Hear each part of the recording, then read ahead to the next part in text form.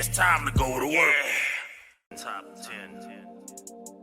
When the hot boys hit the field, this is what we tell them. Listen what we tell them. This is what we tell them.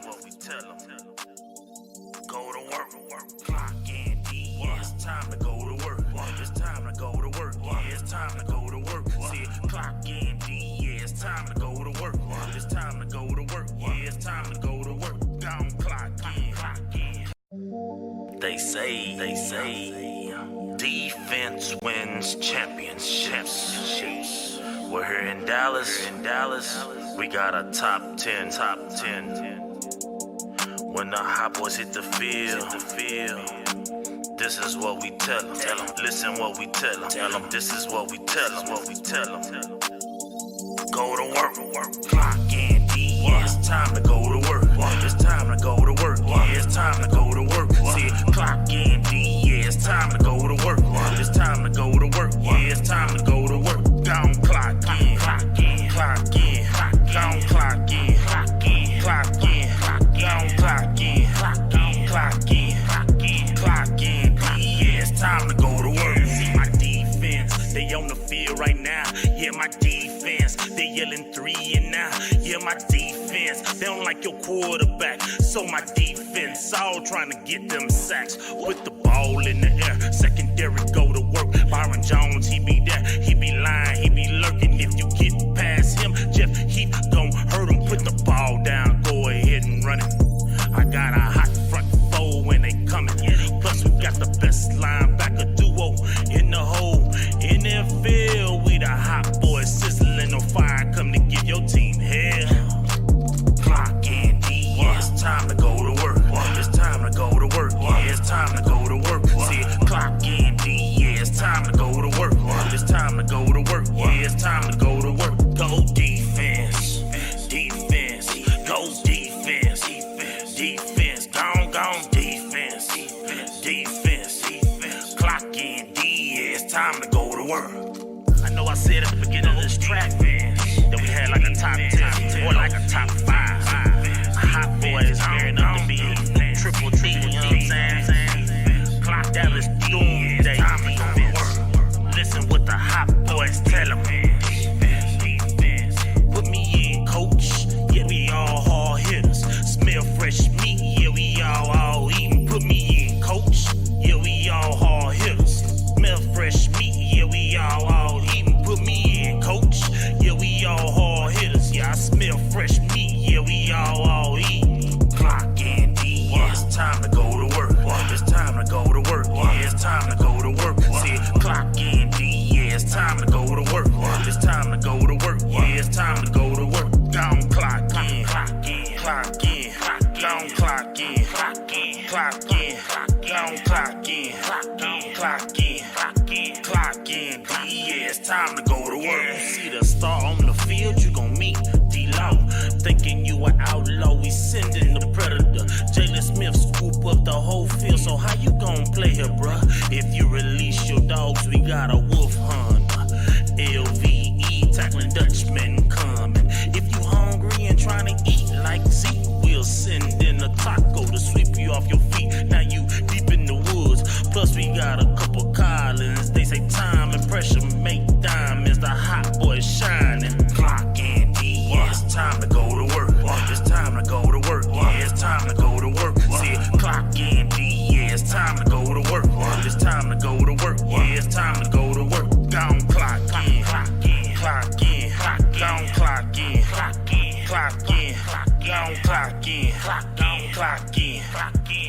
in, D.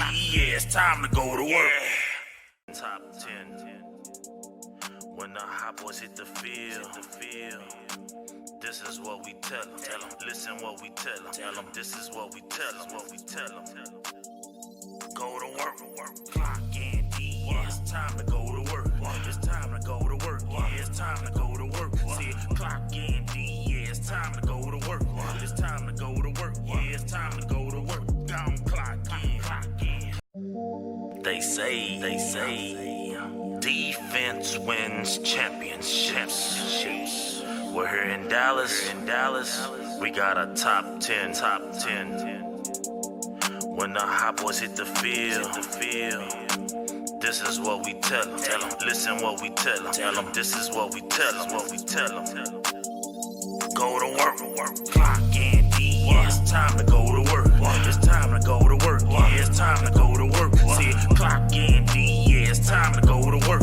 It's time to go to work. Yeah, it's time to go to work. Down, clock in, clock in, clock in, down, clock in, clock in, clock in, down, clock in, clock in, clock in, clock in, D. Yeah, it's time to go to work. See my defense, they on the field right now. Yeah, my defense, they yelling 3 and now. Yeah, my defense, they don't like your quarterback. So my defense, all trying to get them sacks. With the ball in the air, secondary go to work. Byron Jones, he be there, he be lying, he be lurking. If you get past him, Jeff Heath gon' hurt him. Put the ball down, go ahead and run it. I got a hot front four when they coming. Plus we got the best. 2019 Dallas Cowboy season is only a few months from kicking off. But this year, let's do things a little different. Instead of just watching games at home or just going to a game, let's actually experience our Dallas Cowboys, just like West Coast does. Cowboys Experience is my one-stop shop for all my Cowboys game day weekends. Their packages are all inclusive, including 2 nights hotel accommodation. We'll pick you up and drop you off at the airport and game. Want to hang out and get autographs from current and former Cowboy greats like Drew Pearson? If you're ready to experience the Dallas Cowboys like no other, make sure you inbox West Coast or go to cowboysexperience.com today. The 2019 Dallas Cowboys. What's up with you, man? It is your boy West Coast, and we are live in the building, man. How y'all doing today on this great, what is this, a Tuesday? So this is Compete Tuesday, huh? Good day to talk about some Cowboy football, man. And before we can start this Cowboy football, man, what kind of hat is that Boss Cowboy got on his head? What is that? First of all, man, this is a Live Lucky, bro. Okay. So, you know, I'm a golfer. This is a golf hat. And so because we're talking about some stuff that's controversial today, I need luck. You need a little bit of luck. Okay, I heard that. Well, I'm going to tell you guys this. If you have a child between the age of 3rd grade to 8th grade and you think that he got some talent and a little bit of luck, he might be able to make that jump to the next level, you need to make sure that you get him signed up for the Gridiron Hard Classic Premier. This is the premier preseason all-star game for kids between the age of third grade and 8th grade. So if you think your child has what it takes, make sure you hit us up in the inbox right here at gridironhardallstar.com. And hey, when they ask who sent you, let them know West Coast sent you, man.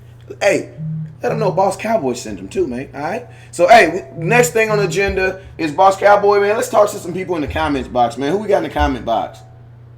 Oh, man, I'm not even looking at. Go ahead.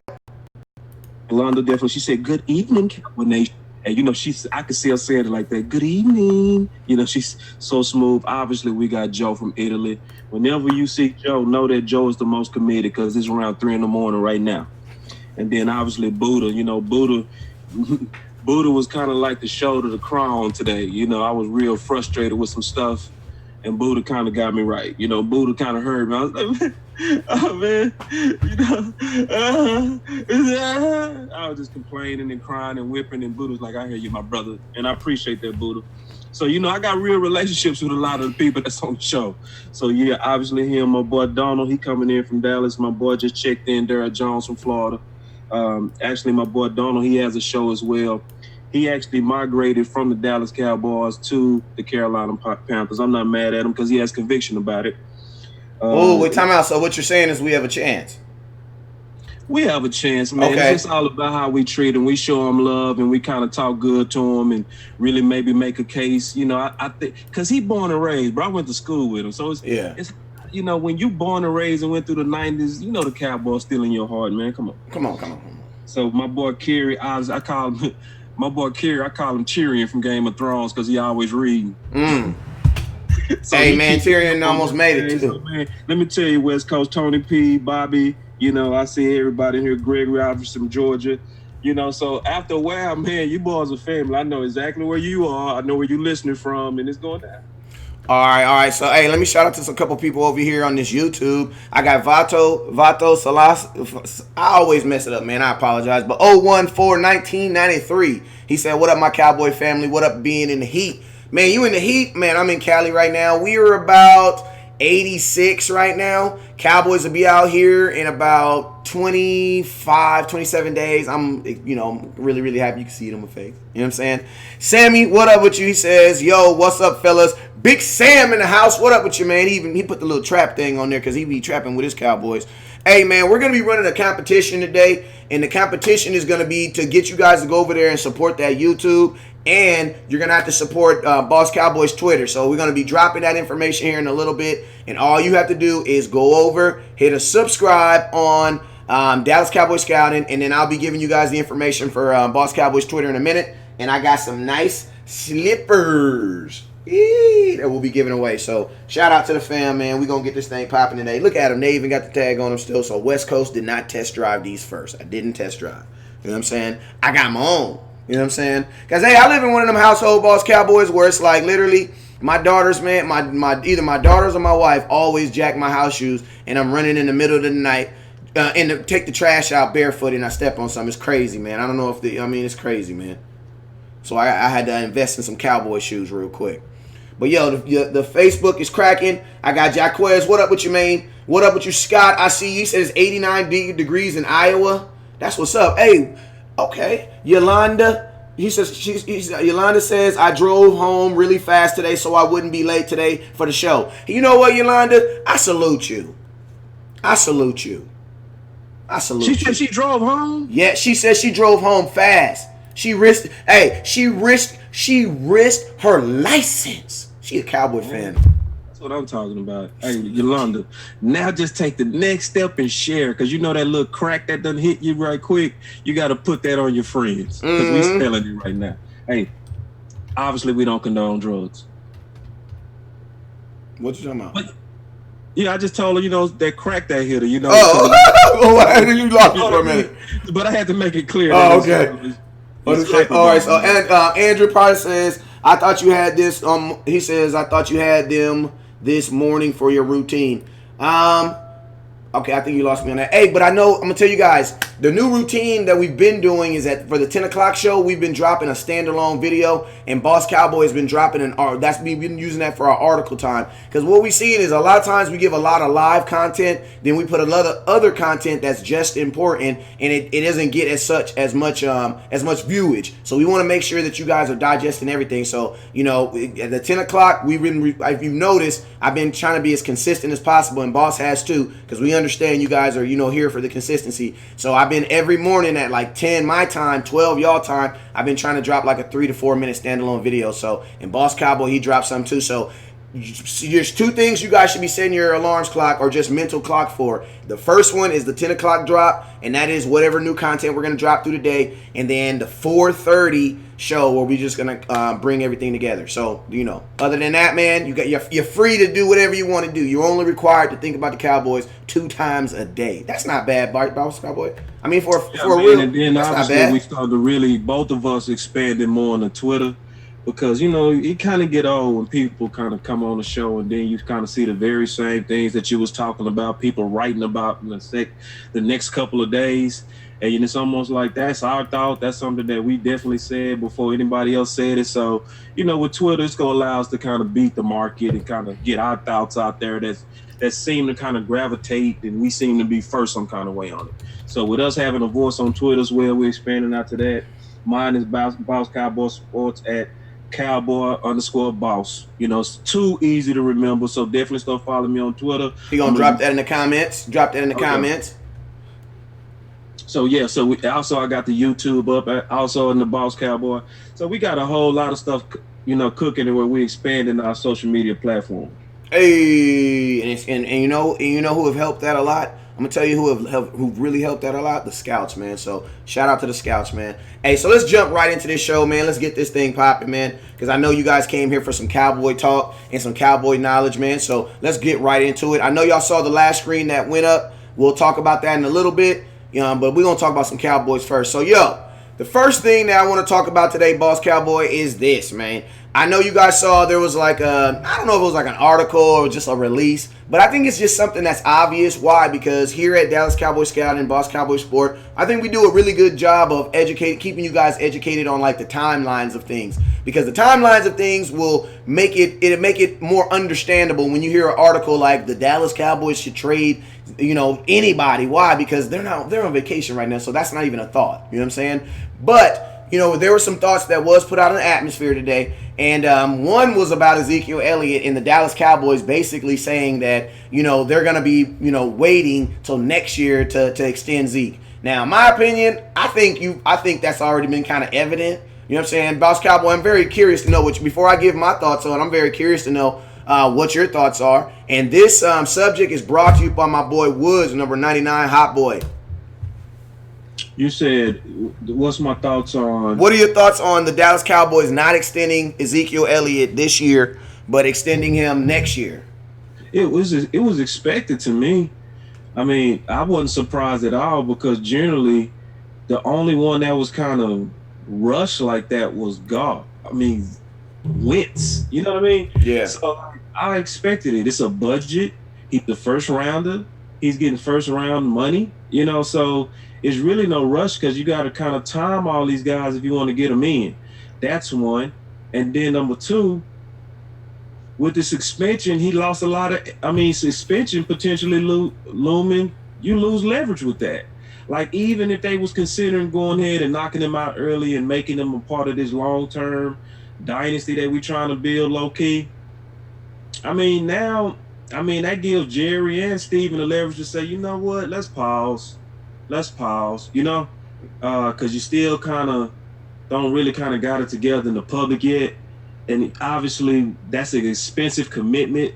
We kind of want to see how that plays out.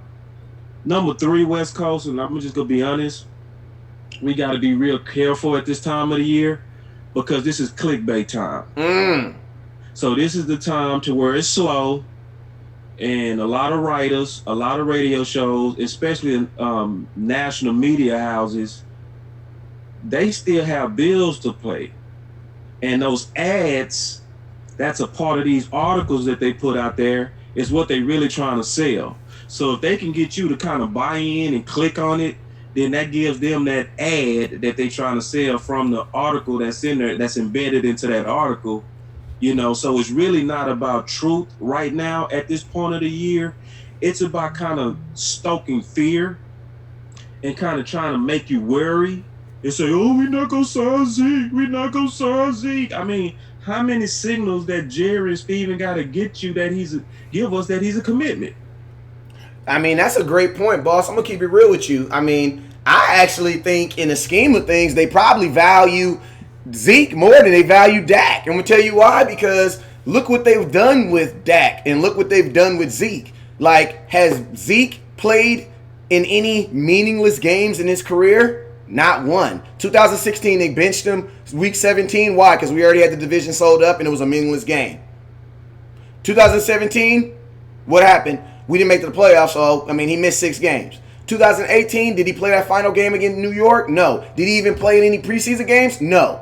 But guess who did? Who did? Dak played in all those games, bruh. Think about this. The preseason games that we said Zeke needed to play in, Dak played in. So I would actually think that in the scheme of things, Zeke is probably the most important person in their hierarchy. Because when it comes down to it, but just think about it this, Boss Cowboy, week 17 is a meaningless game. Who didn't play? There's key offensive linemen that did not play. But you put Dak out there? I know it's weird to even. Oh, you thought I was gonna fight you on that. Oh, I thought, yeah, because I'm thinking like this. But it's an oxymoron, right? Did my body language kind of display that I was in disagreement? My bad, boss, my bad. Hey, but Boss Cowboy, I know it's an oxymoron because they're selling us this thought on how important Dak is. Well, if he's so important, why does he play in games that Zeke don't even play in? Like, that's why you can't sell me that Week 17 Giants game was important. Because if it was so important, why didn't Zeke play? You know what I'm saying? So, I think Dak is the important because of the price that they're about to play. And also, my take on Zeke also is this. I think did Zeke leave some leverage with the whole situation? Give or take, I don't know. I mean, my thing is this. Who is going to, if I'm Jerry Jones and I'm thinking about signing Ezekiel Elliott, what pressure do I have to sign Ezekiel Elliott? There is an immense amount of pressure to sign Dak Prescott, regardless if you think he's more important or less important than Ezekiel Elliott. There is an immense amount of pressure. You want to know why? Because a quarterback who only plays 10 games a year just got $30-something million. If that ain't pressure enough, I don't know what is. Then they gave a Super Bowl quarterback who was an MVP and then took him consecutive the next year, $22 million. Then you got Kirk Cousin and his bum self. Man, I'm turning you Texan, brother. Kirk Cousin, I got Kirk Cousin getting $28 million, and we all know he's better than him. We all know Dak's better than him. So come on, man. Come on, man. If that ain't pressure. Now, I'm going to ask you a question. What running back right now is putting pressure on me, Jerry Jones, to pay Zeke right now? Nobody. Bell's already paid. Right. Bell didn't even play last year, so his name won't even come up. Right. Saquon Barkley's not eligible until the year after next. Yep. So he doesn't count. Todd Gurley fell off like a bad bag of dough. Hey, if you watch UGK, you know what I'm talking about. But Todd Gurley done fell off. That's what I'm saying. They lightweight regretting it. You know what I'm saying? And if you don't think they regretting it, you ask me, Boss Cowboy, why would the Rams draft our number one running back prospect? Right. Now, I mean, I'm with you on that. But see, let me tell you something. Like, see, at first when you said that, bro, I kind of geared up to kind of, box you on that. You know what I'm saying? When you said that Zeke was actually preferred over Dak, and, all the arguments started going in my head to just come back. But then, I can't fight facts. I just can't. And I won't, right? Like, I mean, excellent point. You protected the running back week 17. Twice. You put the franchise quarterback in harm's way. Twice. For a meaningless game.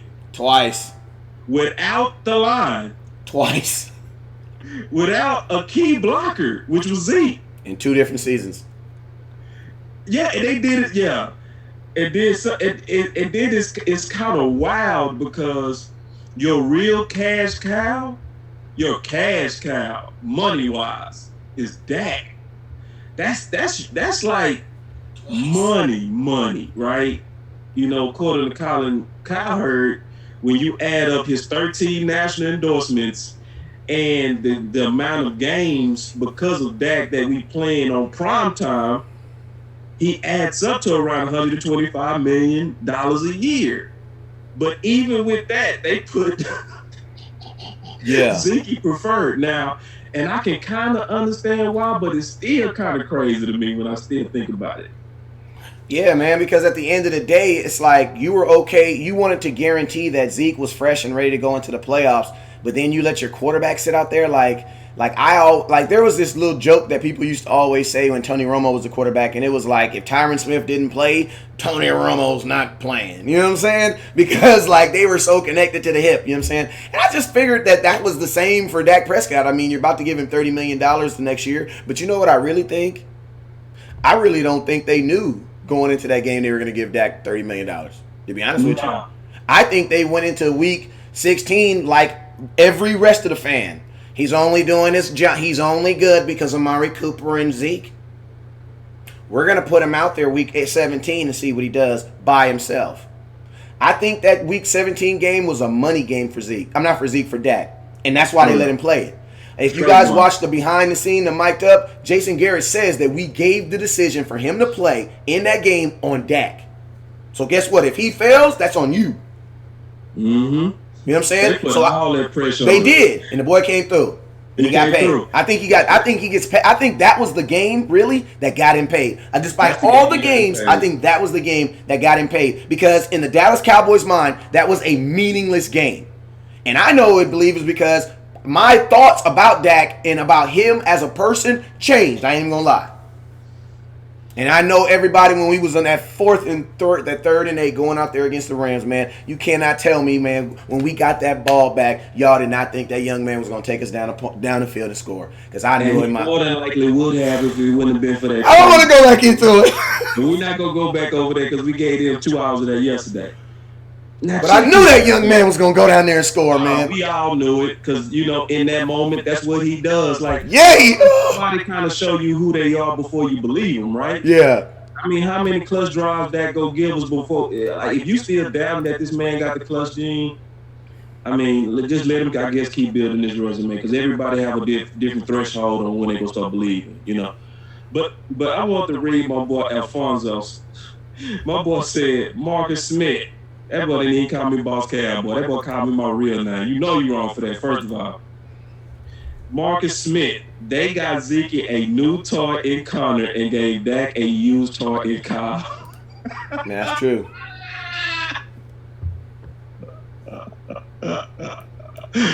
Hey, and you know what? To a degree, I feel like they almost believe in the media hype themselves, right? Because the media sells Dak and undersells him so much, it's almost like they believe in it. It's like, you got to know your own kids. You got to know your own people, right? And one of the things, though, that it is kind of smart, though, to value Zeke, because under Garrett is, we all know this, at the moment and more than likely going forward, is not a adaptable coach. He's a coach this is my system. I'm going to plug in the players into my system, and y'all going to make my system work.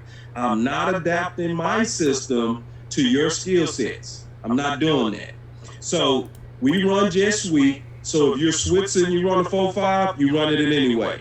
If we got to go pull Jordan Lewis from corner and he go run a jet sweep, you're doing it anyway. Pretty much. We don't abandon it because we don't have the personnel. We keep doing what we do anyway. We don't care if Zeke is suspended. We go run Morris like he's Zeke, right? So that's who he is. So when you got somebody that's kind of stuck like that in the 90s, that's stuck like that in Jimmy Johnson philosophy, and you know you depend on in your offense a strong running game, then you have to a degree prioritize Zeke.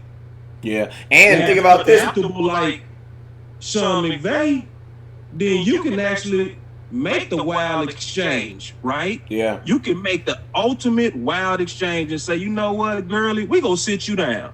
Yeah. Because I believe in adapting more than I believe in running you. Yeah, and think about this, Boss Cowboy. And hey, real quick, man, shout out to producer G's in the house, man. What up with you, man? I hope your tooth is feeling better. We got it. Man, producer G was rocking with us, man, and just had that fresh Novocaine. Yeah, man. So, hey, producer G, man, while you in here, give us a sound check and a video check. Let us know how we doing, man. If we doing good, we appreciate you guys. Hey, real quick, if you like the show, give your boy producer G a thanks. Everybody say thanks, producer G, because he is the one that behind the scenes that help us get this thing all icy and white. So I appreciate that young man, and you should too. Hey, so back to this subject, man. Hey. I was reading the comments, and we up to 90. I think we up to like 90 comments. So we chattling away. Good job. Let's see if we can get to 500, man. Let's see how fast we can get to 500 comments. You know what I'm saying? Just don't be putting no bull honky in there. Don't put some solid stuff in there. But let's see. Hey, my auntie in the building too. What's up with you, Auntie Lachey? I ain't seeing you. How you doing? All right, but yo, somebody in the comments said this, and if you said it, just tap yourself on the back. And let know West Coast saw your comment. I just forgot who your name, but so he said there is really no rush to sign Zeke, and to be honest with you, there really isn't. And to be honest with you, I think if Jerry Jones does not come out after that Washington game and say that Dak Prescott is our franchise quarterback and he's gonna get extended, I don't even think Zeke's thinking about getting extended. You want to know why? Because Zeke knows that he is a generational player. I am a best player in the NFL. So Zeke knows two things about himself. One is really, really, really good for the Dallas Cowboys, and one is just the plain facts. Zeke knows this, that I'm so good that they're going to pay me. And if they don't pay me, I'm so good that somebody's going to pay me more. So players like that, they don't really worry about contracts. Just like a guy like Amari Cooper, Man, they asked Amari Cooper and I love Cooper, man. I love me some Cooper, man, because they asked Cooper today on First Take. They said, Amari Cooper, how do you feel about flat out? How do you feel about possibly being the highest paid wide receiver in the NFL? And then as soon as they said that, they threw this little diagram up there with all the highest paid. And Amari Cooper's like, well, I mean, I don't know about that right now. You know what I'm saying? I'm thinking about, definitely building up to that. Want to know why? Because great players have a different mentality. You know what I'm saying? So it's like, I'm thinking Zeke, with all that, I'm thinking Zeke is confident and understand that he's going to get paid. Like, he's going to get paid, whether it be a star or not. He's going to get paid. So I think if Jerry Jones doesn't even open up that Pandora's box, we're not even sitting here talking about extending him. We're not even sitting here talking about it. Because even if the Cowboys were to wait next year, and extend him, think about this. Zeke will be the biggest money that you got to sign. You know what I'm saying? Jalen Smith is a restricted free agent. He is not an unrestricted free agent. Restricted means that, look, this is how it breaks down. And shout out to my boy Antoine Woods, man, for having West Coast out this July 4th, man, for his barbecue. As you guys can see, West Coast, I'm up with Dallas Cowboys Scouting. I'm going to be in the building. We're going to be doing a whole lot of stuff. So I just want to let you guys know I appreciate him and kind of shout him out real quick. But just going back to the point that I was making, man, if you don't open up that, if Jerry Jones does not open up that box, then this is really, I think, an isolated situation. You know what I'm saying? Because your foundational players are already signed. Now, Jalen Smith is going to be a restricted free agent, meaning this: if Boss Cowboy wants to sign Jalen Smith, that's good. I love it. You can offer him $15 million. And I ain't gonna say 15 because he's not gonna take that because Sean Mosley just took 18. So I'm going to say a realistic number, okay? So don't get mad at me when I say this. Boss Cowboy is going to offer him $17 million because that's what I think he's going to get. You know what I'm saying? The Dallas Cowboys have, I think the exact day, I think it's 5 days to match that number. Now, the Dallas Cowboys can match it by 17 million.1 or 17, but, they can match it anyway. But the problem that you get with Jalen Smith is a good kid. Has a great story. I would honestly think he's right now in marketable jerseys. He's probably 3, and at least top 3. Dak is number 1. Then Jalen has to be. What you think, Jalen? LVE got to be up there too. That's what I'm thinking. I don't think Zeke is. I mean, Zeke is. I'm saying marketable with the things that Zeke is doing. I don't think they look at him as most marketable player right now. You know what I'm saying? So I think like marketable right now is definitely Dak. Right behind Dak, I think is going to be your boy Jalen Smith. You know what I'm saying? So that's why I think, you know what I'm saying, you encompass all that, some team is going to run that price up. The cool thing about it is, with him being a restricted agent, the Dallas Cowboys have an opportunity to match that, which they definitely will. You know what I'm saying? Because somebody's going to want Jalen Smith. So I'll let y'all know that right now. While we up here tripping on Dak Prescott and his $30 million, be prepared next year because, Jalen, the numbers are going to get smaller. The most we'll probably have to spend on Jalen Smith is 17, and you're probably going to have to give Zeke around that $16 million. You know what I'm saying? So that's 30 right there. Now think about this. You're going to get your quarterback, your foundation in this year. They're going to extend Amari Cooper this year too. So all this extra money, and your cap is going to go up. So all this extra money that you have will be devoted to almost nothing. So literally in these next 2 years, we're going to sign all our starters. Then the next year, we're going to sign all of our key backup, our key role players. And then it's just fill. You want to upgrade a position and you have the money. So, I mean, the rumors that people saying that we don't have the money, you got to kind of kill that, man. Boss Cowboy, what are your thoughts, man? Yeah, we definitely got the money. Like, we need to stop that. See, because that's part of the clickbait that's going out. Like, we got to remember all the people that we signed when we was under cap hell. We signed at that time in cap hell, because we've been there a while. We signed Dez, Romo, Fredericks, Zach Martin. We did all of that at the top market levels, basically with very little money showing in available cap space. Yeah. How did we do it? We reshuffled and moved around people's contracts to make space. We got obviously cap space from sometimes when you sign players and you get the guaranteed that doesn't go against the cap, so that's actually pushing the cap hit to the future. So when you see numbers like, for instance, Dak is going to want 30, Cooper's going to want, you might see 18. Your automatic instinct is say, "Oh my God, they're not going to have the money. I only see 50 to 60 million in cap space." It's gonna get all replaced the next year. Yeah, it's like, when is the last time? When? Just try to tell me when the last time you saw us sitting on $60 million. So and we did more back then. We was up to $100 Yeah. million. So, and now with Tank and all that other stuff that we got going on, we now sitting around 50 to 60, and then we go get cap relief when we sign Cooper. So it's a lot of stuff and clickbait that's out there to try to make it seem as if signing Dak or signing Cooper, or maybe they making it seem like we're not going to be able to keep Zeke. Dak is going to kill everything. You can't pay all of them. Look, when Dallas wants you, they're going to pay you. Yeah. The only people that they don't pay is bubble top players. So, like, for instance, Murray. Murray had 1,850 yards. Obviously an amazing season. But what put him on the bubble West Coast was the 9 fumbles and his backup. When your backup was looking just as good in yards per carry, that sometimes make Dallas get a little greedy and say, you know what, we think we can do it without you. Sure, what you talking about? Dak and Romo. Hell, you mean Dak and Romo? That's the biggest example of that. Talking over you. Huh? Say it one more time, because I might have been talking over you. Dak and Romo. Exactly. That's the biggest example. And that's exactly what happens. So if you're a bubble top player, they won't pay you. If it's competition behind you that's just as good, they won't pay you. So when you look at somebody like Byron Jones and you see him with no interceptions, I know a lot of us love him, but I'm just telling you now to go ahead and get ready.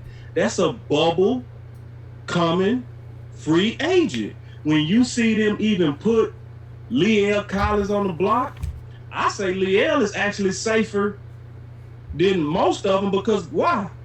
Who's going to replace it? Yeah, and think about this, bruh. Like, I know one thing about jobs, right? You know your replacement. You know when your replacement's in the building. Like, come on, man. Like, you get what I'm saying? Like, when your boss come in there and be like, "Hey, Sharon, we're gonna have to let you go." You knew it was coming. My boy Anthony said 88. He really was a bubble free agent. Let me tell you why. Because it was already out that he was declining, and he had the wrong year to have his worst year in drops. Because that was the only year he had like that. That was the wrong time to have his worst year in drops. So that put him on the bubble. Plus, what also put him on the bubble was this. When Dak went on that 3-0 run without him. So remember, he hurt his knee in 2016, and he needed to be out for a little while. And we went up to Green Bay without the number 1 receiver and beat them in Green Bay. So when you and did that, we did it in San Fran without him, and I think the next game was the Bengals, who was pretty hot on defense. You know what I mean? Mm-hmm. And I think they was on a run. So we get these type of kind of like, when we start even thinking, I think we can go cheaper. You're on the bubble. Yep, and I mean exactly. That's why we start making that push as far as Byron Jones. And I mean the cool thing about it is, it's like some of those bubble players, like a Cole Beasley, like a Dez Bryant, like even a Terrence, like all these other players that we've had. It would have been nice, good business. The difference between the Cowboys and everybody else, or not even everybody else, but New England, they do this very, very well. Instead of just letting those bubble guys just walk out of their business, they break like family ties with them and they trade their butts. You know what I'm saying? They use them. Like another guy, Orlando Strandrick. I know I wasn't the biggest fan of him, but he was making $3 million, man. That's nothing. To be a slot corner, that's nothing. I would have never released him. I would have traded him to Washington. I would have, like, there's so many times, like with Dez, like with Tony Romo. Why would you like all those bubble players, instead of breaking ties with them and just letting them walk out of your business, do some business with these players? Like, you get what I'm saying? Like, use these players. That, man, until it make me start crying. Like, because really the time, in my opinion, that where they should have traded Cole Beasley was last year. Yeah, I think we were all saying that. Yeah, so we ain't got to kind of go through that history again. But yeah, I mean, it's and this is the only way Zeke go end up on the bubble. It's only one way Zeke go end up on the bubble. It's gonna take Pollard or Weber to look just as good, and the chances of that. Slim to none. Yeah, because I'm excited about those guys. I'm really excited about the change of pace. But now it take a real monster, bro. Yeah, and I'm gonna be. And my question is this: I don't think they're real monster to go against 8-man fronts. Yeah, I was just gonna say that, and 380 carries a season, like average. That's a grown man, bro. I'm not saying these guys are not grown men. But that's a grown man. Like, that's different. You know what I'm saying? Like, that's why I say when people be like, oh, you know, we can just put any old back in there. Okay, put any old engine in any old Cadillac and see what happens. You know what I'm saying? Put any old engine in a Ferrari and see what happens. You know what I'm saying? Yeah, okay. We can just go get it back, you know. Like, think about this. Hey, Boss Cowboy, I watched an interview with DeMarco Murray, right? And they asked him about his fumbles and stuff like this. And I'm going to tell you, DeMarco's hand was broke a large percent of the time he was in Dallas. You know what I'm saying? Like, his hand was broke a large percent of the time he was in Dallas, right? And you wonder why, bros. How many carries? And he really wasn't a one-hit wonder. I know people be getting on Marco saying he was a one-hit, but he wasn't, because he had 1,800 he had 1,800 in 14, and in 13 he had like 1,100 something. So he kind of built up to it. You know what I'm saying? He kind of built up to it. But like I was saying, in that interview, DeMarco Murray talked a lot about how his hand was consistently broke in Dallas. You know what I'm saying? And I think it had to do with the fact, I mean, look how many carries this dude.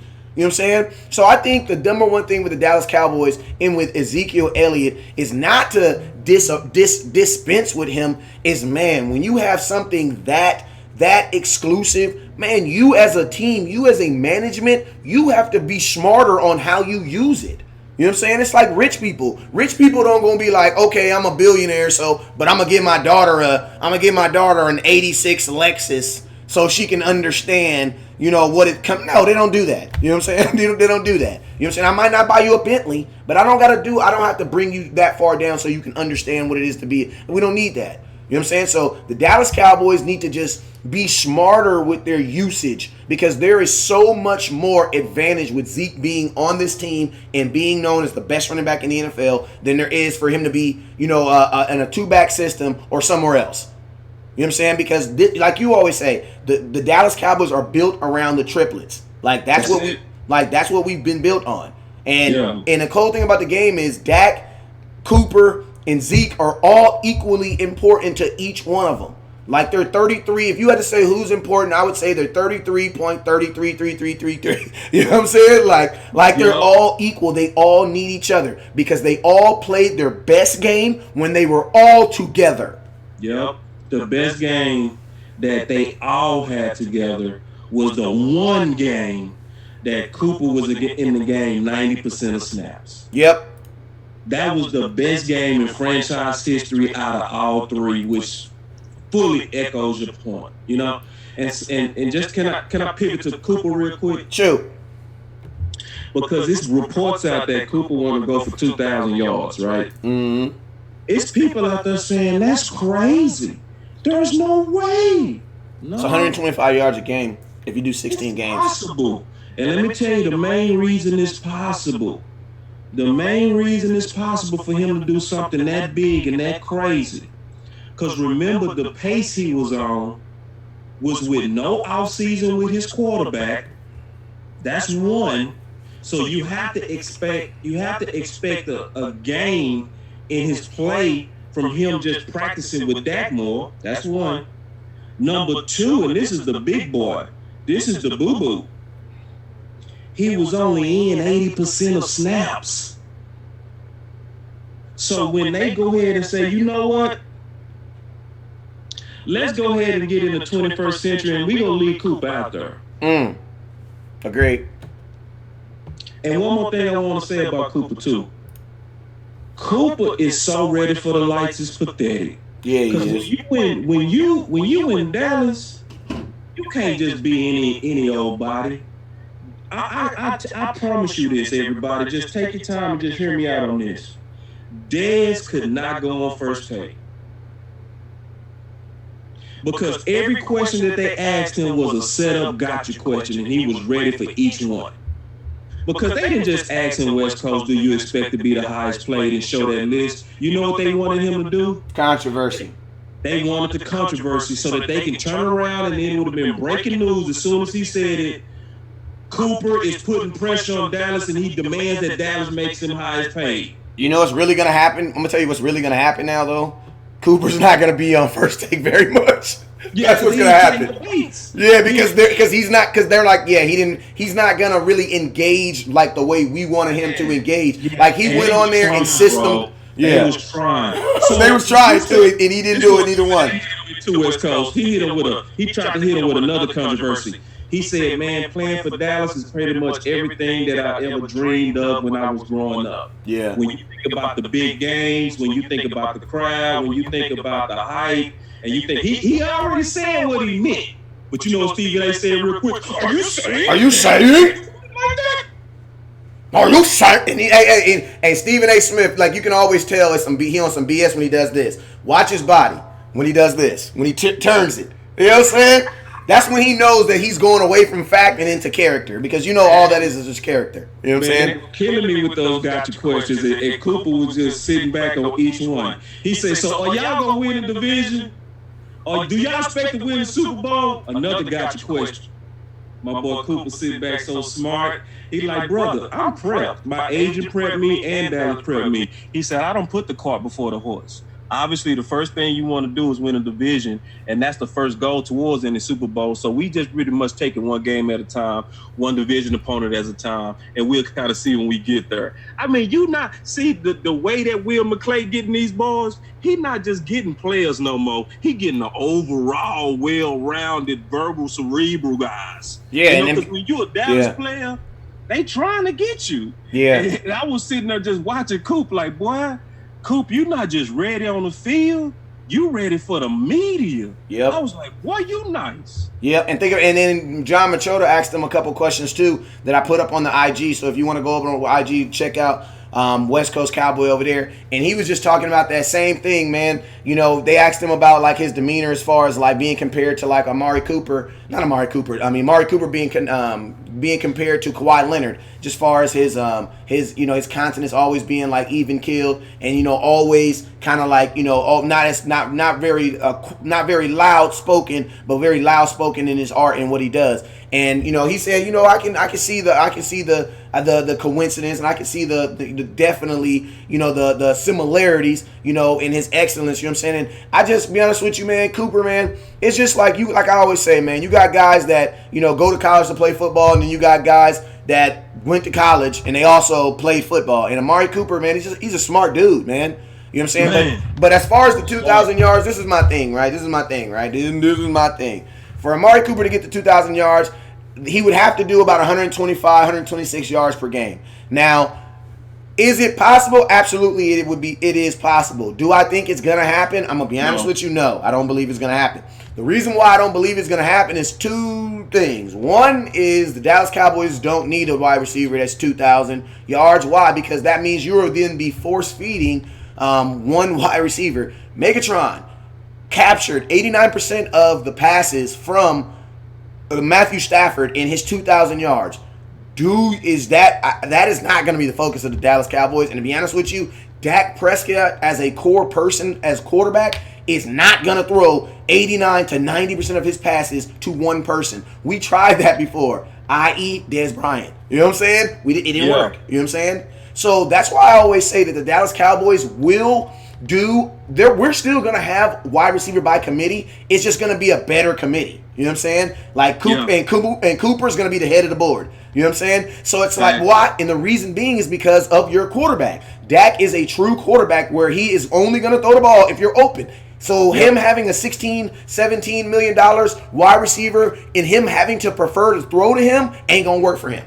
You know what I'm saying? Right. And that's why I love how Cooper supported Dak's skill set when he said, I don't need 17, 18, 19 targets. I only need like 6 or 7 a game. And I loved it. Why? Because everybody else who left my building was complaining about targets. Cole Beasley said, oh man, I can't beat Cole Beasley with only 3 or 4 targets a game. I can't. Well, Mark Cooper only had 6 targets and had 180 yards. So I mean, make it work, bruh. Like I tell my kids, make it work. Like I don't know what to tell you. Make it work. You know what I'm saying? And that's what Cooper does. He makes it work. Go ahead, Boss Cowboy. The last thing I wanted to say about Cooper and Dak, man, they really showing a blueprint on how to get the paper. Yeah, they are. Because the blueprint on how to get the paper is to not be a diva about it, not be dramatic about it. What they doing is they putting pressure on the Cowboys by just doing everything right. That's the blueprint on how to get paid. And I mean, and then he did this, which was like, see, him and Dak, they perfect politicians, bro. They would hate the offense and you would never know. Or they would just send out codes that they hated. They ain't gonna just say, like Cole Beasley and Dez, you know, this. They learn from their mistakes. You know, they learn from their mistakes. They learn from other people's mistakes. But it's smart politics. Like, I'm not mad at them for the politics because he's saying stuff I know he don't mean. Like, he's saying stuff like, I love this offense. You know, I love this from day one. No, you didn't. And it's obvious you didn't, because every time they interviewed you, you had a sort of complaint about the offense, but you was smart about it. He kept saying, if you watched us, you know, we was running the same stop routes all day. So they were starting to sit on us. That's cold. You see what I'm saying? That's cold. That's I don't want to put it out there because I know something gonna happen to me, but I have to put the message out there because we in trouble. Because like even in the Philly clip that you showed about 2 weeks ago or a week ago when we was going through the film, yeah, man, that should have been intercepted, bro. That game went in on slant because the corner sat on it. Yeah, he did. He didn't even move. That's why Coop had a chance to look at him, and that's why this corner was just standing there because the corner knew the route. He knew it. So it's like if you Dallas, they putting a different type of pressure on front office. They saying we going to camps. We not putting y'all under the mud when we in the public. When they ask us about money, we act like we don't care about it, even though our agents are going crazy behind the scenes. What about the money, Cooper? You know, I'm concentrating on football first. Man, you crazy. Man, Cooper want to get paid. Yeah, Cooper was talking about buying remember how I just dropped a clip 2 months ago when Cooper was talking about when he said, my boy Coop said, I'm trying to get a private jet. And DeMarcus looked at him. He said, not off this money, off my new money. That's what Cooper said. I got the video on my IG right now. So yeah, he trying to get paid. Don't let it be twisted. But you know what? No, he's trying to get paid. It's like this. You know how you have older kids and then you got your younger kids? It's like the older kids, you like, dang, yeah, yelling, you know, talking back to daddy ain't gonna work. Talking back to mommy ain't gonna work. So you know what I'm gonna do? I'm gonna learn. I'm gonna just be like, when they say not to do it, I'm going to just not do it and wait and ask them later to do it. You know what I'm saying? Like your kids learn from the mistakes of they older brothers and sisters. And I'm going to be honest with you, that's what I believe Dak Prescott and Amari Cooper have done. They have learned the bet. Like Dak Prescott, I mean, I love my boy Dez. I love Cole. I love him. I love Tony Romo. But what they really showed us, honestly, is how not to get paid with the Dallas Cowboys. You know what I'm saying? And how not to stay with the Dallas Cowboys. Because I'm going to be honest with you, if they really loved Romo like they loved Tom Brady, he would still be our quarterback. You know what I'm saying? You know why? Because they had a hot, fresh little guy that was all cool and fresh. And guess what they did? They packed him up and they sent him to San Francisco. Sure did. So, you know what I'm saying? That's what I'm saying. Yeah, we got a real smart fan, and Julie said Dez sugarcoated it to the media. He did. His first initial one was, it's not a coincidence that Cole, and Jason, me and T. Will numbers all dropped at the same time. This is where he tried to clean it up. He said, so our coaches are smart, All we got to do is go to the lab and figure it out. So that was him being politically correct. That's in the public. Yep. But I watch All or Nothing. Hopefully you did. And I'm not definitely putting you out there, Julius, or calling you out because you're a top fan and we respect people that's top fans. Hey, shout out Julius. You know what I mean? That mean they rock with us. So, but this is the other side to it. I watch All or Nothing, bro. And what you got to really peep real close is when he was going at it with Jordan Lewis, right? And he said, and you know I play college, sir. Yeah. So, like, you got to see, it's like, yes, you're right. You're right. But see, my boy West Coast said like this. He Kanye Wested, though. He did. He Kanye West the whole situation. He Kanye Wested. It's like, so it's And like, can I give you I don't have a boss right now, thank God. Yeah. But you know, when I had a boss, you gotta play the game. Yep. You know, it's a certain kind of way. You know, like even me working with my boy West Coast. For the most part, even though I co-host at West Coast, it's West Coast show. So even if I have an idea for my boy, I don't come to him like, man, we gotta do this, man, cause this sucks. Now, when I talk behind the scenes, I say, bro, consider this, bro. Obviously, I'm not trying to tell you what to do. It's showing respect for the man who put in the work to set the foundation, right? Yeah. So I'm not kissing up to my man, but it's just respect. So when you say publicly and everybody sitting there at practice, man, you know I play college, suck.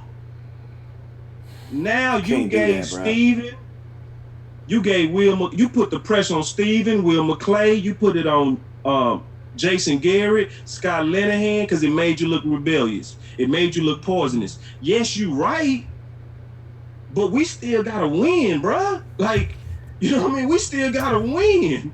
Even though our coaches is bad, you putting it out there like, so basically I'm saying this to say this. Politics would have kept Desert too.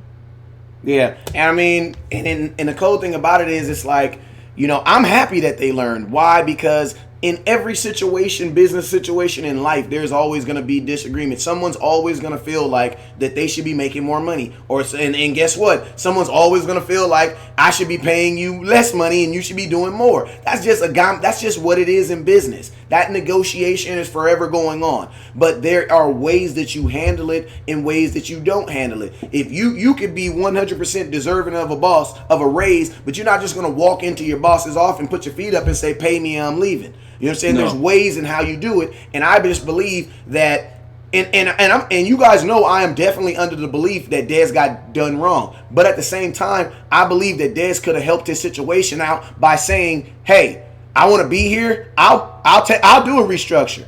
Because when you put it on them and you told them that you weren't gonna do anything, that's basically, it was like that gave them the leverage to make you the bad guy. And once the Dallas Cowboys can leverage you as the bad guy, because, man, I'm going to tell y'all, hashtag slap yourself if you didn't like Dez Bryant before the Dallas Cowboys start talking about they was going to release him. Because we all love Dez Bryant. But their opinion changed of Dez Bryant. There's people's opinion changed of Dez Bryant. Why? I'm going to tell you why. Because they put it in the media to change his opinion of him. Mm-hmm. You know what I'm saying? Why? Because they knew they was going to release him. There's no way the Dallas Cowboys are going to release Dez Bryant, you know, right after he had just got the, you know what I'm saying, 73 touchdowns. Like, come on, man.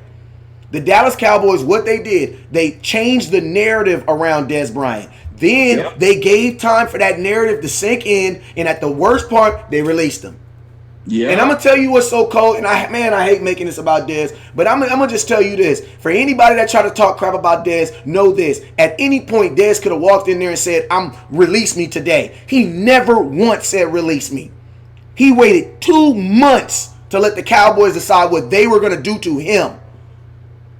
Man, I'll never challenge Dez Bryant's his loyalty to the star, man. No, never, bro. Man. He put his career on the line, bro. That's never, bro. I mean, like, Dez's love for us, man, is clear, bro. The reason why he didn't even sign with a team, he had offers. Don't believe Dez. A week later, the Ravens offered him a 3-year deal. A week later, the Ravens offered him a 3-year deal. A week later, Dez had more than that. You know what I'm saying? Dez had way more than that. That's a franchise leader in touchdowns in the red zone nightmare. If you got even just one job for him, that's to jump over balls in the red zone. And that's points. And you win this game on what, West Coast? Man, points. You know what I mean? So don't, I mean, see, Dez was kind of like one of those assertive and too assertive guys that sometimes you kind of deal with him and you kind of know that come with him. Yeah. And he was beating his chest a little bit too much because if you, and we just talking politics. We're not saying he a bad person. It's just the politics of life, right? Yeah. So, like Dez was, Dez in that same video was saying, man, I've been like this from day one. Day one. And they've hated it since day one. Stephen Jones is like, and I've hated it since day one. You're right. So let me say this Go real ahead. quick. Go ahead. I want to give people some wisdom real quick because you never know who's listening. Never be that guy that's proud to be from the hood. Yep. Never be that guy like, man, I'm still real. Nah, at some point you gotta grow up. Like straight up. Like, Yep. you know, I did some stuff I wasn't proud of. But at some point I can't be like, man, I'm still like I was when I was at Carter High School. Yeah. No, I'm not. I'm different. Yeah. I'm way different. I got kids, you know, I got a faith. You know, in Jesus Christ, it's things about me that's different. You know what I mean? Yeah. I'm not doing any of that stuff that I used to do. Because and think about this, and that all that stuff filters your decision making. Because someone who's thinking not even rationally, someone who doesn't, you know, and it makes sense too. Because if you've grown up your entire life listening to country music or listening to rap music, someone introduced you to Garth Brooks, you know, best country music of all time, you're not gonna like it. Why? Because that's not what you're immune to. You know what I'm saying? So you already have two clashes there. So I mean, I think the worst situation, the number one thing that I see about Dez and these newer players is not even the players; it's really the people that support them. Because these guys are kids, man. Like they're kids. You know what I'm saying? And I'm at the Dallas Cowboy takeover this weekend. You got 6 players, and you got entourages. You know what I'm saying? Why? Because it is the people that are around them that are supporting or steering them in the right direction when they're off the field. And my thing is this, and my last thing I'm gonna say on Dez and Cole Beasley, all those guys, you know what I'm saying? Bro, the people, your support staff sucked. Your agent, they sucked. They sucked. Why? Because look how they handled it and look how they're handling it. And we all know every player that I said, I'm only mentioning players that we know in our heart still wanted to be here. You know what I'm saying? Mm-hmm. Like everybody else, they ain't got money. I don't care about them. I'm talking about the Dez's, the Coles. We know Cole want to be here. That's why he can't keep our name out of his mouth. Like, come on, Cole. He loves. Like, come on, bruh. Like, don't you want to come back to Dallas? Don't you want to be able to walk into a Dallas bar and somebody buy you a beer? Like, come on, bruh. Think about that. You know what I'm saying? Like, come on. You're going to be a Buffalo Bill for 2 years at max. I'm just keeping it 100. You damn near 30. Right. And one more thing I want to say, man. Like, I really work hard and West Coast work hard, man, to read tea leaves. And when you read the tea leaves, meaning you trying to make a prediction based on what you kind of seeing, based on the patterns of the organization, that's what tea leaf is, right? And tea leaf interpretation. Interpretation. So I'm sitting there listening. I'm sitting there listening at Will McClay, and Dan Bugler, who was he's a personnel genius. He gone to Ohio now, but he's a genius, right? He asked a good question, right? And this was the last show that they did on the draft, and it was Will McClay after the draft. And Dan asked, since you've been here, what is probably the most important thing that you learned? Obviously, you got a lot of success. What do you think that you've kind of progressed in as a personnel guy? You know what Will said, West Coast? I know what he said, but go ahead. I'm going to let you say it. Rocked me, bro. Rocked me. He said, you know what I've learned since I've been here? One of the most important things that I now look for is we do an assessment, a personality assessment to make sure you fit our culture. We look for character. Now, that's not saying Dez had bad character. That's not saying Cole Beasley had bad character. But it wasn't what they was looking for. Man, I had to take my job up because if I get the wrong personality in here, I know these coaches probably not going to play them. and it's gonna be a waste of the talent that we brought in, because now we see that they got the talent, but now it's a tug of war. Should we play them? Because this person might have a different attitude and a different representation that makes it hard for our coaches to put it on the field. Now, I really feel like the coaches should make the adjustments at that point, because at that point, your personnel person did his job. But Will said, I took it upon myself to make sure I bring in people like Cooper.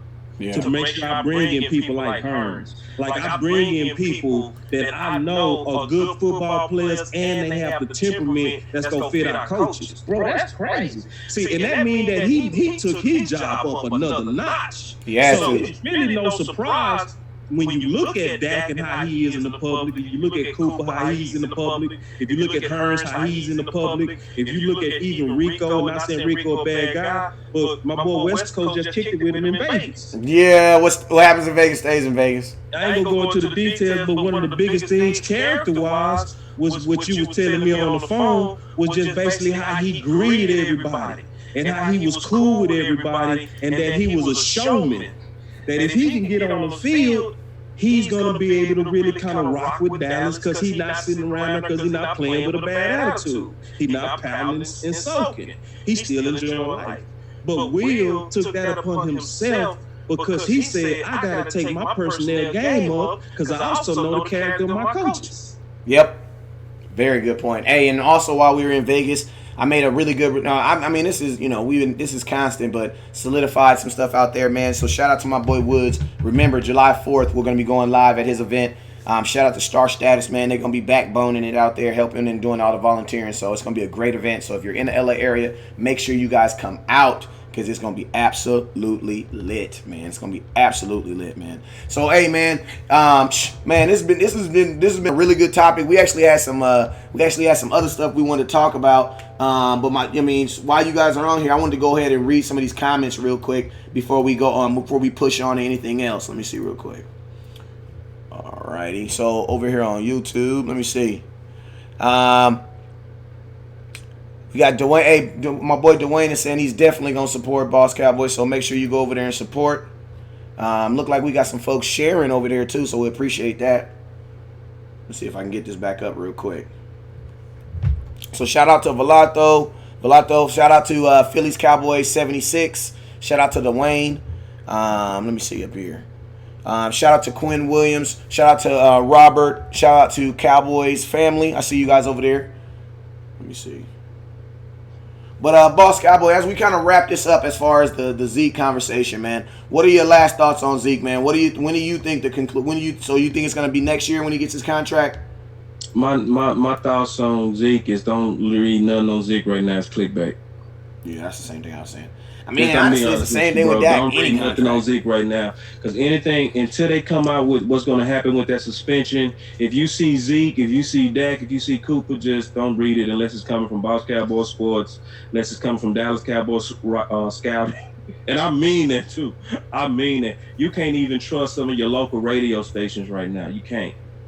Yeah, I mean, they got bills to pay. They got bills to pay. And it's look, man, it's really just capitalism. We not blaming y'all because y'all are smart fans.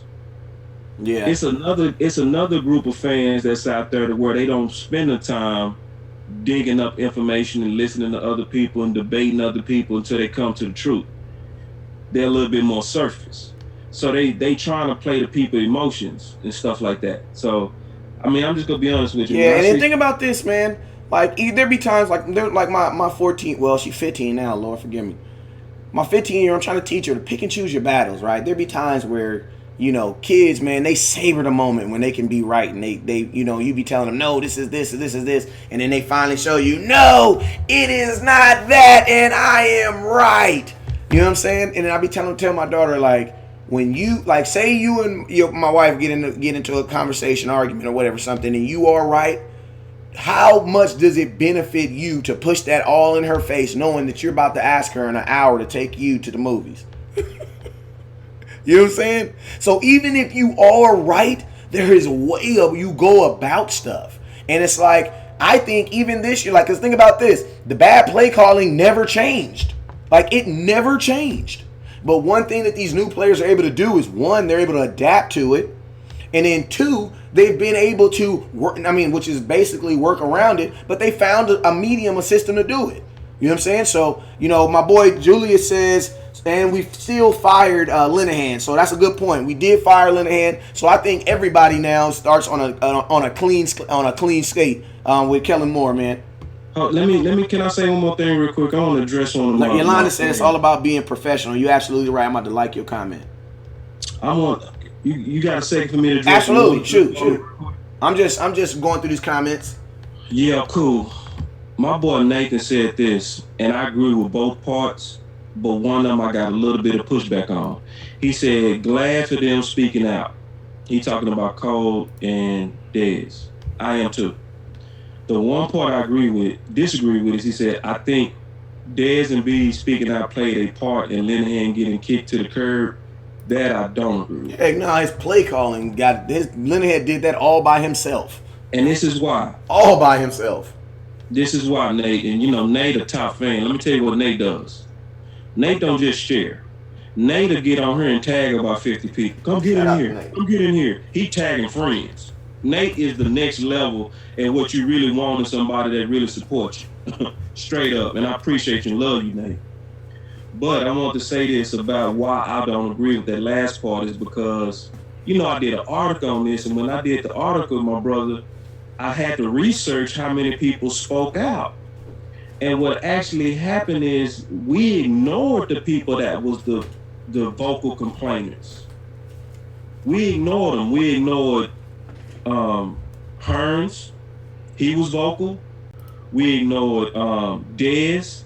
We ignored Cole Beasley, Switzer, even Cooper. You know what got Scott Linehan out? Because that's why Jason Garrett at the end said, and he never does this, he said with confidence, we don't see any changes going on in our coaching staff. He said that the day after we lost. The day after we lost. So meaning they wasn't caring about what was happening. What turned that tide is Jane Slater said, and she said the same thing the year before. And I got the tweet. You can go to my latest article where I talked about the 3 lessons to learn from Scott Linehan. It's about to be up in 2 seconds. Broken down. I mean, every tweet, everything. It's evidence, my brother. Evidence. And Jane Slater said it the year before. She said there's 0 infighting in the locker room. She said the biggest complaint amongst the players is play calling. It was a year earlier. So why did he get fired a year later? Is because he had the right politicians that it's because Steven said himself, Cooper is not a diva. He's not a diva. Well, you might as well point at Dez and say who you talking about. Yeah. That's who you calling a diva. Hey, listen to what Cooper said. Amari Cooper says, and the tweets are up. The tweets are up. Amari Cooper says on getting Dak to change the play. This is on the final play, the infamous play, the Philadelphia play, where the Cowboys threw that. He threw the slant and go route. I guess it was. I guess you would say it was slant and go route. And Cooper took it to the house.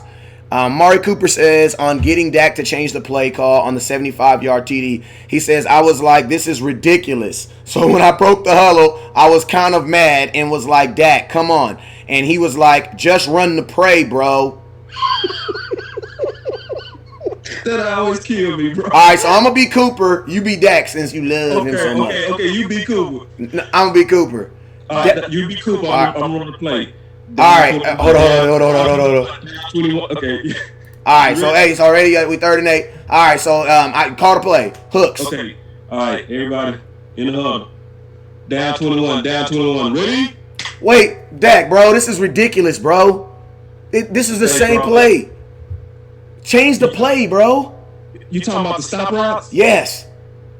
They know the stop route. Bro, come on, bro. You know how they are, man. Come on, bro. We ain't got time for that. Run the play. Hike. That's the conversation they had in the huddle before the play started. In the huddle. About politics. That's what they had. This is the reason. I'm gonna tell you why nobody heard or really paid attention to this comment, because we won the game. I'm just being honest with you. There's so much stuff gets swept under the carpet when you win the game. Just like in Atlanta when Cooper only got 3 targets, nobody cared. You wanna know why? Because we won the game. You know what I'm saying? But if we lost that game, you're like, why did Cooper only get 3 passes thrown to him the entire game after the week before going off for 180 yards? That makes no damn sense. I know it doesn't. And his snaps went down too. I know it doesn't, but it happened. Think about this. The very next game after he said this, he got 3 targets. Now I'm not saying no, it's a coincidence. I'm saying you figured out for yourself. But I'm gonna tell you this. I'm gonna just say it like this: the very next week, Amari Cooper got 3 targets after saying this. Listen, they could call you a conspiracy theorist if that's all we had, right? And it's in my article. Go to bosscowboysports.com. Okay, it's in my article. The 3 lessons to learn from Scott Linehan that's outside of play call. Okay. And one of the things I talked about was tone deaf, right? Yeah. But the big thing that's in there is what James Slater said, because James Slater is a Cowboy insider for NFL Network, and she obviously has her inside contacts, right? Obviously. She said this. This is what got Scott Linehan fired. She said that she talked to the players, and they had a belief that Scott Linehan, if he was against you, you got less snaps. And the locker room has grown less faith in him. And she said front office, and you can click on it, and I have the link to where she reports on it. So it goes right back to the moment in which she said it. So it's not a conspiracy anymore. This is no longer, I'm not saying, and no, we can say it now. It's out. You know what I mean? You can see it too because we did the work and put the tweets all on one screen. Exactly, right? Like, so all you got to do is look at the screen. We already did the work, so all you got to do is read it. Just read it. Just look at the work. We already did it. So this the big part. She said front office went and checked, and they said the same thing. And that's when they said, okay, we done with Scott Linehan. Which means this, Nate. And Nate, you my brother. Which means they was going to ignore Dez and Cole again until they talk to the politicians that they trust. So that more than likely they probably pulled in, I'm just guessing, Dak, right? And they probably pulled in Cooper and said, what do you really think?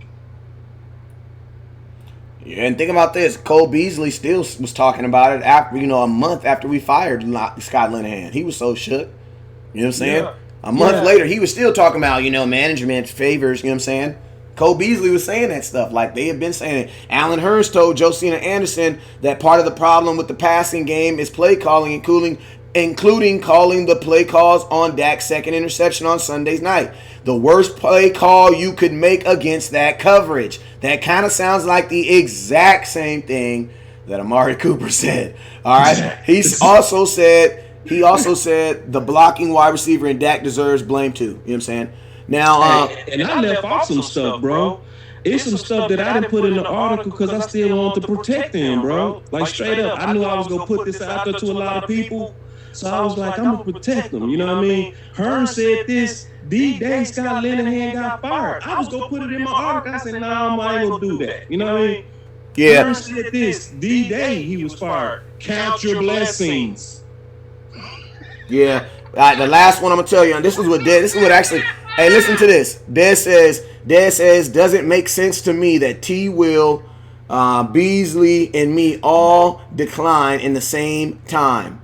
Our coaches are smart, so we need to figure it out, and we are too productive. Man, that's... I mean, I'm going to tell you why nobody listened to Dez when he said it is because he was screaming it. Because he was screaming it. That's why nobody listened. And OC had, I think, one of the best comments. And I think it's just true. I think it's just straight up and true. Because you got to know the culture of your organization, right? You got to know how the politics are so you can navigate through it. Because I actually trained on corporate politics at a university. I trained at the University of Houston. I talk about it. You have to know the culture of your organization, right? If you go navigate. And OC said this. OC will probably be on the show Wednesday or Thursday. But he said this. I think it's a fantastic comment. The Dallas Cowboys is the type of organization where you got to go into the office and close the door to negotiate. You don't negotiate through the public. That's true. It seems like common sense, but it's obviously not, because you have people that's negotiating through Twitter, they're negotiating through Facebook, and they still not gonna make this team, even though, because we still need Dez. Don't fool yourself.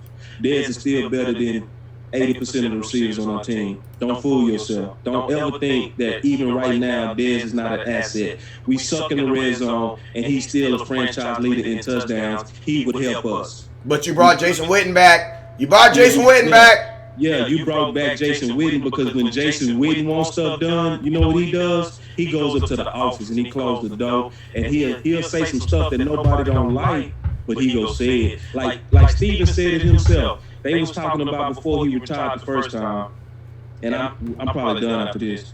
But he said when he went up to the before he retired, they said, "Are you gonna get another tight end?" And they say Jason Witten is sitting right next to Stephen Jones, right? You're wasting the picks. Steven said, "Are you kidding me? Are you kidding me?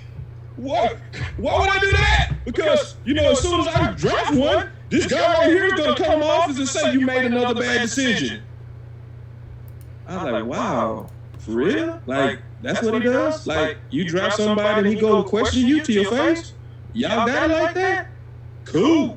But, like the OC said, it's the type of organization it is, to where it's a place to where you got to go in that office and you got to do it with the right demeanor, the right tone. Once you build a right relationship, go on enough boat trips with him. That's what it is. Because, he go on a boat trip with Jerry and Steven every year. It's the relationship, right? It's one of those organizations. So when you know that's the organization, you got to play that game. You got to. Yeah. Or you'll end up like Dez, to where you're an asset, but they don't like you.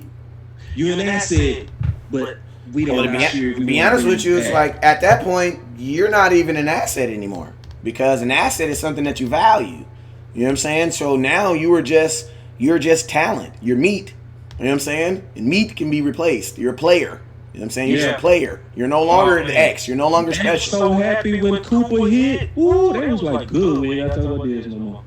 Pretty much. You know what I'm saying? Well, hey, man, we've been on here for an hour and 30, man. Boss Cowboy, man, let them know where they can find you at, man. Sure, man. Now I'm about to tell you a lot now. So first of all, if you're a Facebook head, you go to my Facebook page at Boss Cowboy Sports. And then obviously start following me on Twitter, because now my thoughts, I'm going to start leaking them on Twitter first, because people listening to our shows and some of these articles that's coming out, because, they inspired by what they hear. So we going to be first now. We going to change that. And you go to my Twitter page, and that's where we're going to be linking the articles and putting my article on the new company I'm with, Fanspeak, because I'm an official writer now with Fanspeak. And so it's on the Boss Cowboy Sports at Cowboy #boss. So that's where you go find me on Twitter. And then also I'm starting to post up on YouTube.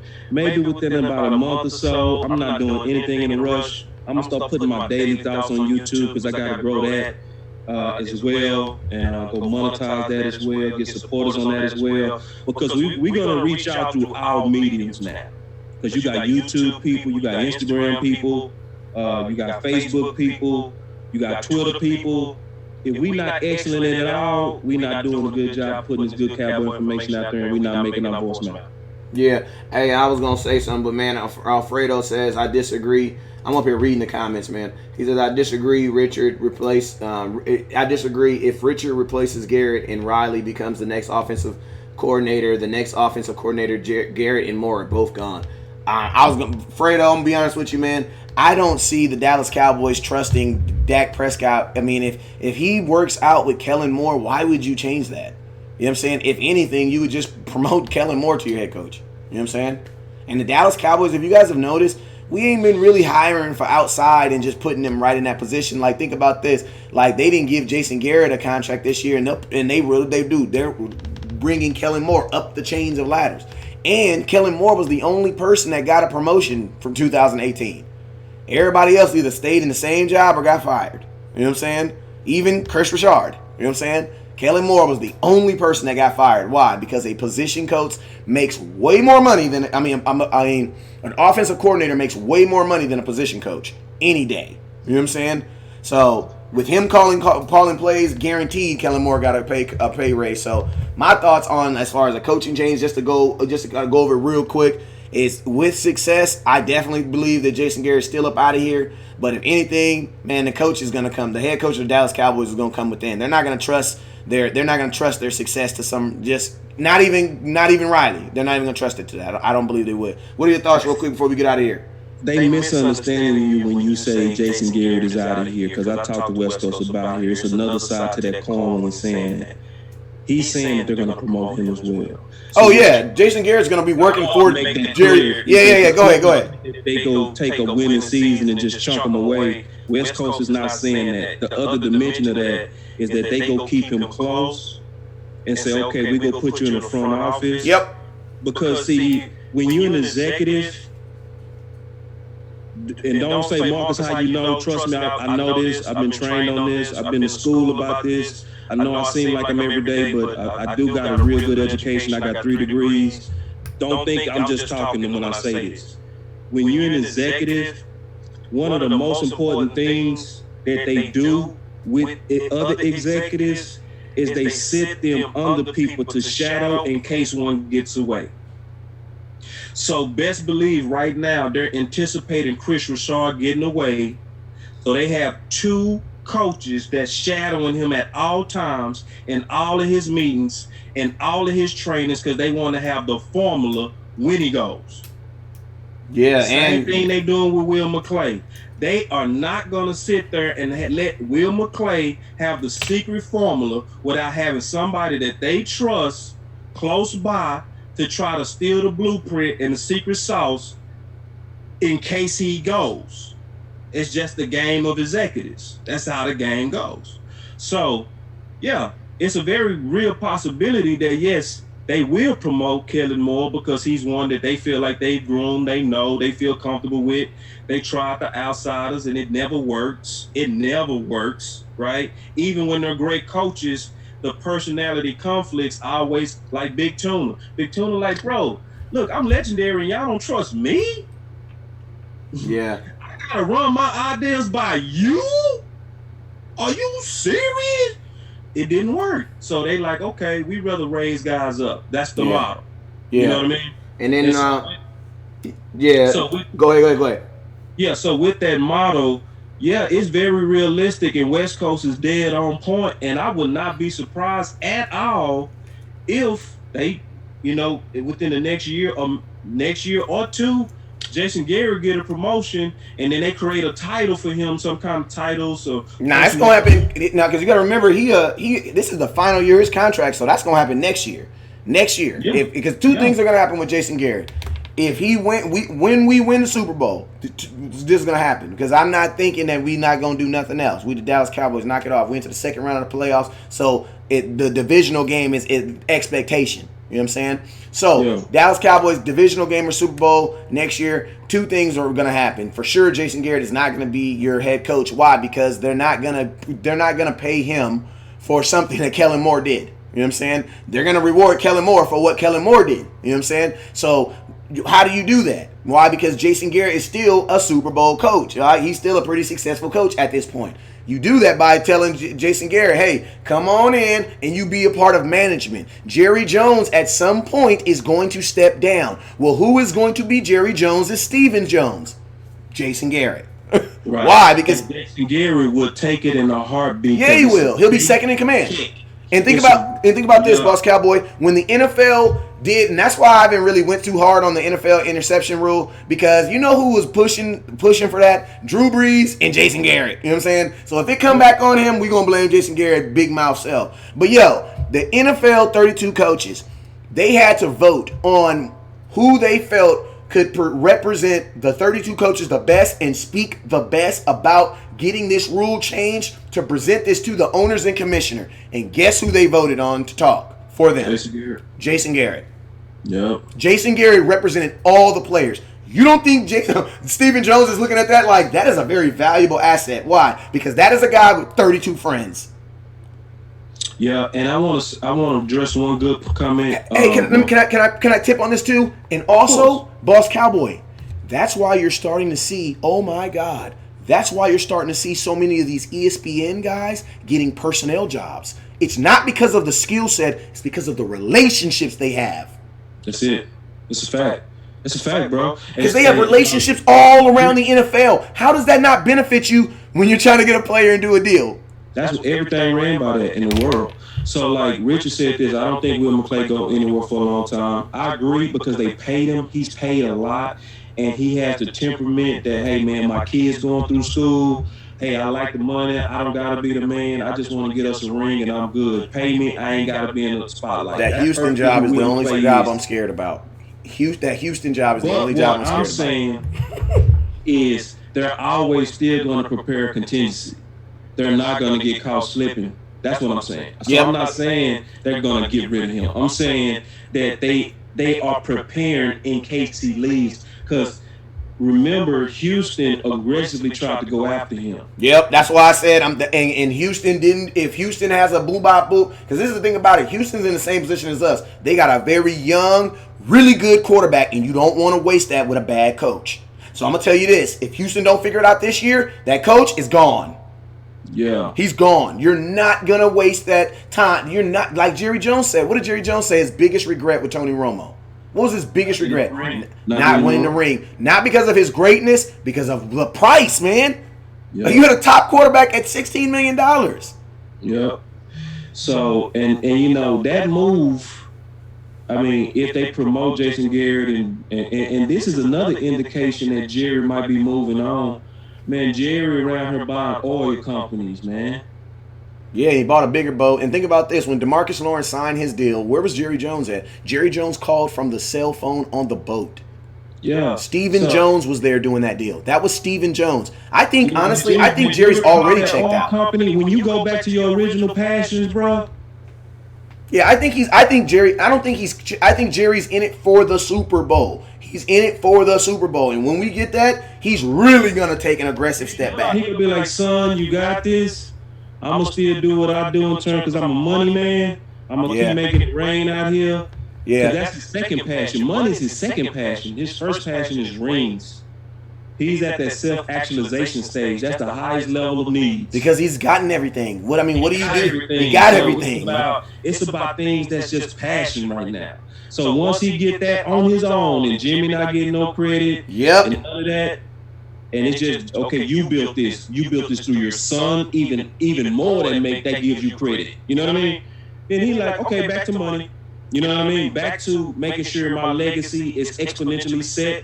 And money is his passion too. So, you know, and he go, I think you're right, West Coast. And to hit on that, bro, but we're gonna have to save this show, because it's gonna be like that boy West Coast said that a year ago. Yeah, because they're not gonna let Jason Garrett leave. They're not gonna let him leave because there's that relationship. Because I'm gonna tell you what's gonna happen. If they fire Jason Garrett, someone's gonna hire him to do that exact same thing for their business. You know what I'm saying? One of those teams. They're not gonna hire him as a coach. They're gonna hire him as a personnel person. Why? Because when you have relationship, that's why you hear, like, look at the Jets. The Jets are looking for a personnel person with relationships. Why? Because you can leverage that. Why? Hey, you remember that favor I did for you back in the day? Yeah, man. Hey, what's the real skinny on such and such and such and such? You know what I'm saying? Yeah. And what did Gruden do when he got that Raider job? He got McCoy. Why? Because McCoy's been doing the draft for the last 10 years. So guess what? He knows every player that's coming to the NFL. And everybody also does this on an executive level. This is what people do on an executive level. They hire people that's at least been close to the secret sauce. Yep. So if you look at the trees of coaches always come from champions. So Parcells' tree are the people that had championships under him. Right? Right. Belichick was one. Right? Now look at the trees. The trees are coming from who? Belichick. Because people hire the people that was close to the secret sauce. Because see, like right now, I'm working with West Coast, right? West Coast working with me, we working together. If people really want to learn what we do, work with us. You can go out there and try to figure it out on your own. Go ahead and try. Go ahead. Trust me, it ain't easy. There's a lot of people look at what we do and say, oh man, I can do that. Just get you some mics. You crazy. Okay, sure. Look, I've been rocking with my boy West Coast for about 8 months now. The closer I get, the closer I give him respect. I say, ooh, man, I ain't see that coming. Ooh, the game dirty. Yeah. That would have been a hard lesson on my own. Richard says, if that's the case, then why would McClay leave for Houston? Dallas Cowboys are the top of the line job. Houston isn't even close to that. Richard, I'm sorry, brother, but not to bust the bubble, and you were a top fan too, so salute to you, brother. It's time to make that next move to be a scout, and I got the scouts right here. Remember, all you got to do is hit that shop now button. But yo, Richard, I'm sorry, bro. I got to disagree with you just a small back, because the reason he didn't take that job is because they gave him more money. That's it. That's the whole reason. That's the only reason. That's the only reason. They gave him and they never said how much, but Stephen Jones as much said that they gave him enough money so that they shouldn't have to talk about it again for a long time. They gave him the money. You get what I mean? So, Will McClay is the highest paid at whatever fake position that they call him. Guaranteed. And then the good thing about it, let's just be honest, he also not doing the full job of a GM. Because the GM's going to take care of personnel as well as contracts. They go do with rosters. They go do with all of that. You know what he dealing with? What? Personnel. And he already said that. He basically said, I'm able to basically stay here. He say normal GMs got to go around. I don't have to travel like that. I stay right here. And do my job. So basically, he getting way more money. And doing less. And doing more. He's not leaving, but you best believe, because this the other thing that some people don't know, and obviously, Richard, we got much respect for you as a top fan. So whenever we saying something, just when we going back and forth, and you might be right on things, we not saying we always right, but this is something that I know. Will McClay is from Houston, okay? He was born in Memphis, right? He born in Memphis, born and raised in Houston, and went to Rice.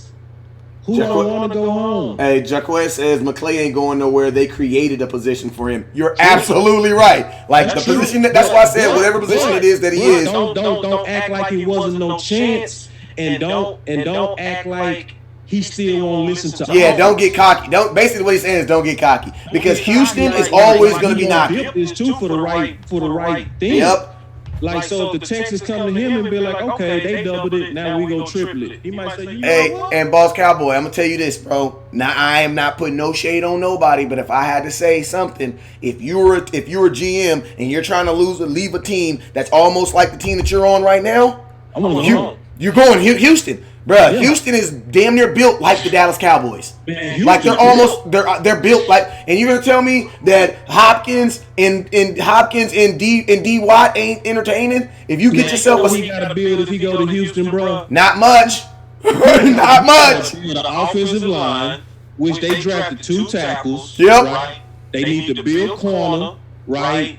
They might need to kind of restock safety a little bit, and they done. And that's it. You play in the AFC, bruh. You don't even really have to have an aggressive defensive line. You play in the AFC, and you have one.